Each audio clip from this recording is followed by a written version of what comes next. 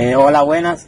Hoy estamos aquí en la entrevista con la profe que nos va a hablar un poco sobre su experiencia en la educación rural. Estamos con mi compañera Angie Rivera, Juliana Contreras y mi nombre que es Lenin Pérez. Aquí estamos con la profe que ya se nos va a presentar. Hola, mi nombre es Eliana Ortega, soy profesora de la ruralidad hace más de 7 años.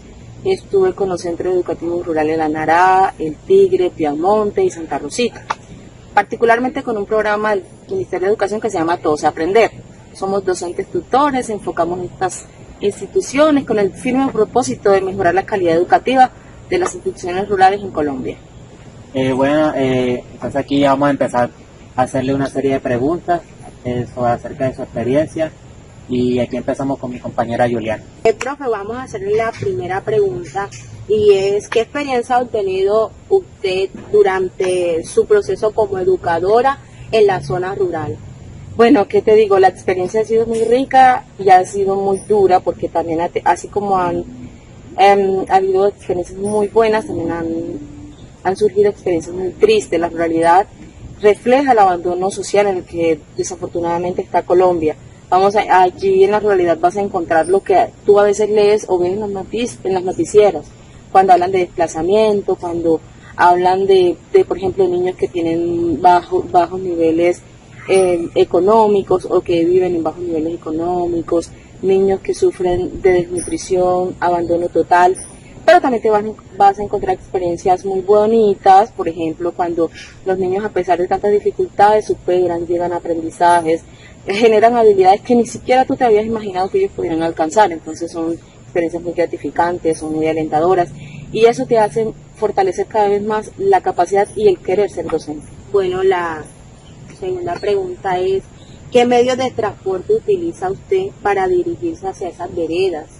Bueno, como estoy trabajando con el programa Todos a Aprender, esto hace que yo visite todas las veredas y voy acompañando a los docentes. Y en esa compañía me encontré con que se puede utilizar desde buses, desde mototaxis, bestia o a pie, el peor de los casos.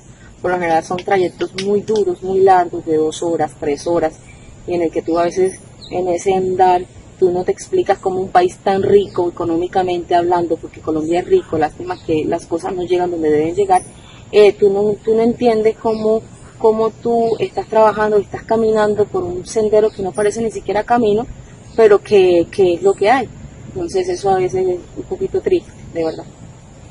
Bien. Señor, ¿qué dificultades ha tenido actualmente con esta pandemia? En su labor como maestra en la zona rural? Yo creo que la zona rural es la más afectada de todas, puesto que la comunicación se dificultó mucho. Allá incluso hay comunidades indígenas que no cuentan ni siquiera con un televisor o un celular o un radio, y es muy difícil transmitir información a través de una guía, porque los procesos de evaluación, por ejemplo, cuando hablamos de la realimentación, cuando hablamos de todo ese proceso que tiene que ser oportuno, que tiene que ser exacto, que tiene que ser minucioso, es muy difícil, la verdad. Yo pienso que las regiones más afectadas fueron las zonas rurales. Por ese problema tuvo una comunicación. Y pues cuando se podía, pues entonces ya la guía, que era el medio que el docente utilizaba para comunicarse allá con los estudiantes, se mandaba, 15 días después regresaba, y eso hacía que el proceso fuese muy complicado, de verdad que sí. Okay. ¿Qué diferencia hay entre la educación en la zona rural y en la urbana? Los medios, todo lo que cuenta en la zona rural, que cuenta desde, mira, que en cada casa hay un televisor, en cada casa hay radio, en cada casa, cada niño tiene un celular. Allá no hay nada de eso. Incluso la alimentación, el abandono estatal, acá el niño se enferma, tú puedes llevarlo al hospital un momentico y ya sale de eso. En cambio ya, que a veces duras 3 horas para poder salir de la vereda, es muy complicado. Los niños viven en una desventaja abismal y eso entristece porque el 80% de la región en Colombia, de la educación en Colombia es rural. Entonces, imagínense ustedes qué grado de atraso tienen. Bueno, para continuar con esta serie de preguntas y hacerlo como un poco más ameno, bueno, en la institución educativa en la que usted labora, allá ¿Considera usted que la infraestructura física del lugar es la más adecuada para poder darle ese aprendizaje a estos niños de la zona rural?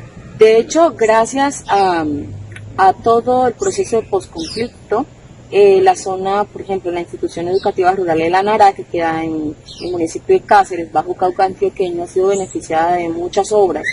Hay restaurantes, hay salones, están bien dotados, pero también tenemos otras que están mucho más lejos porque cada institución educativa, cada centro rural está compuesta por sedes y esas sedes a veces están muy lejos unas de otras y las condiciones de una sede varían normalmente con respecto a las condiciones de otras sedes. San Juan de los Cuatro Morros, por ejemplo, no tenía ni luz, no había luz, hubo un huracán, se llevó el techo, o sea, no había prácticamente escuela. Gracias a la intervención de las ONG, gracias a la intervención de la ACNUR, estuvo muy pendiente de esta situación y por lo general en la ruralidad, en la modalidad de escuela nueva. Es escuela nueva y esto implica pedagogías activas, esto implica el manejo de muchas cosas porque el docente es único y tiene que manejar todos los grados, todas las áreas. Y esto hace que el reto sea mucho más grande. Mientras que por lo general en lo urbano siempre es un monodocente que maneja un área o un grupo. Entonces ya el trabajo no es tan complejo.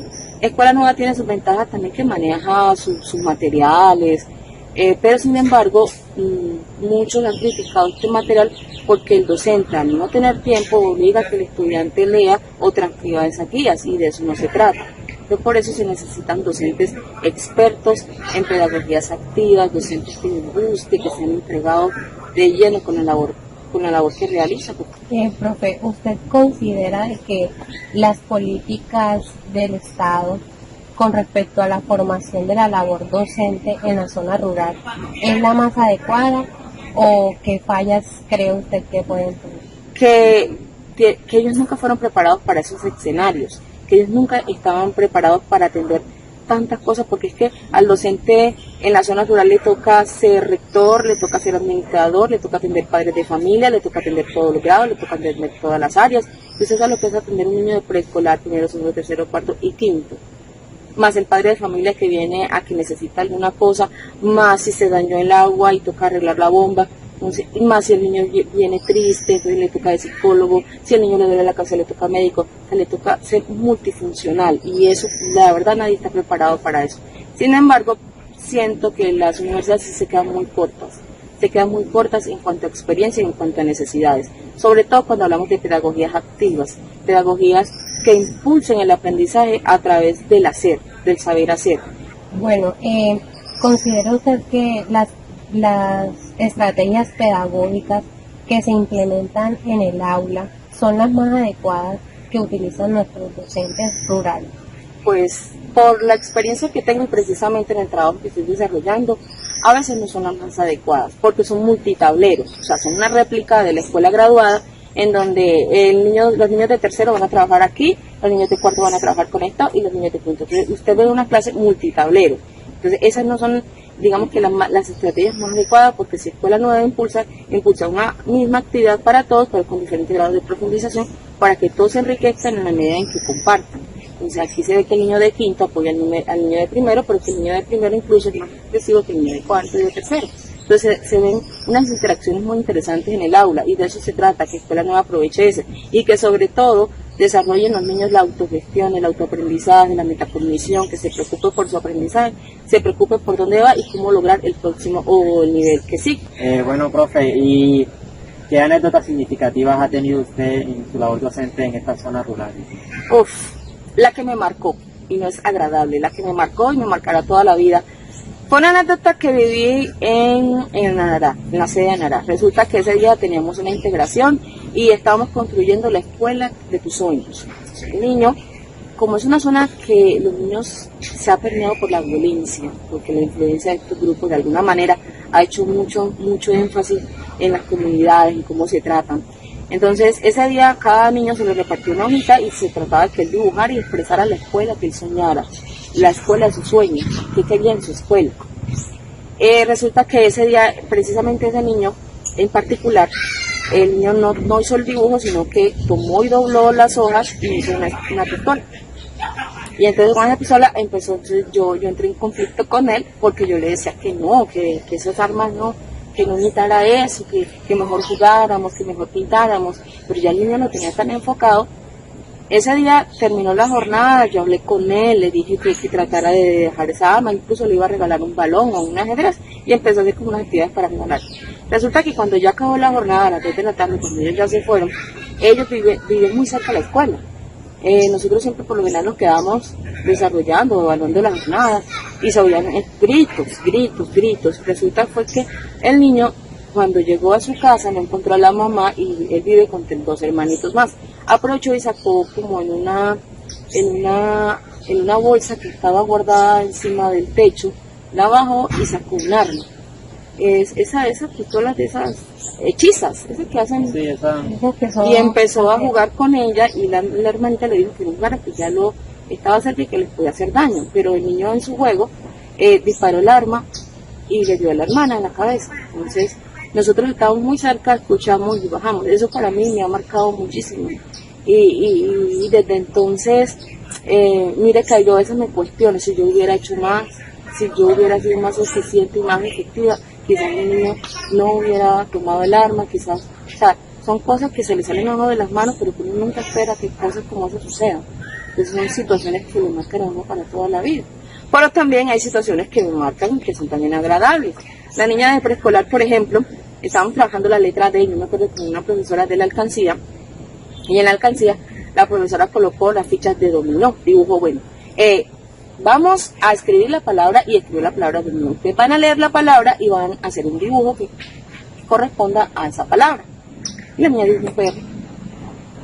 Y entonces dice la profesora, pero si era una ficha de dominó, ¿por qué dijo perro? Cuando le preguntamos qué pasaba porque había dibujado un perro, resulta que este dominó se llamaba el perro del hermano. Entonces, si uno no analiza el contexto, si uno no conoce al estudiante, podemos cometer errores. Mire que la profesora ya estaba pensando que esa niña ya tenía alguna dificultad o que no sabía leer, y resulta que no, sí sabía leer, incluso dentro de su contexto, había identificado que dominó no era la ficha como tal, sino el perrito del hermano. Entonces, lo importante es reconocer al estudiante y hacer que él se reconozca a sí mismo.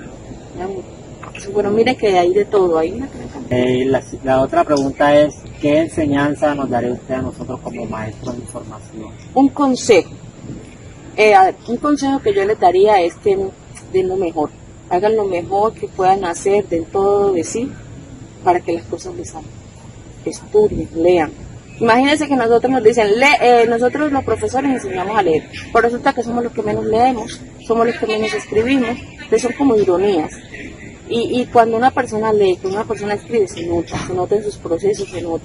Entonces por eso digo, hagan lo mejor que puedan, en la medida de sus capacidades y en la medida que las posibilidades se lo permitan también, porque tampoco van a exponerse de manera. Entonces yo espero que les haya gustado, que les haya ayudado un poquito la entrevista y un saludo para todos, de verdad. Entonces, muchas gracias. Bueno, listo, profe, muchas gracias por contarnos esa experiencia tan significativa.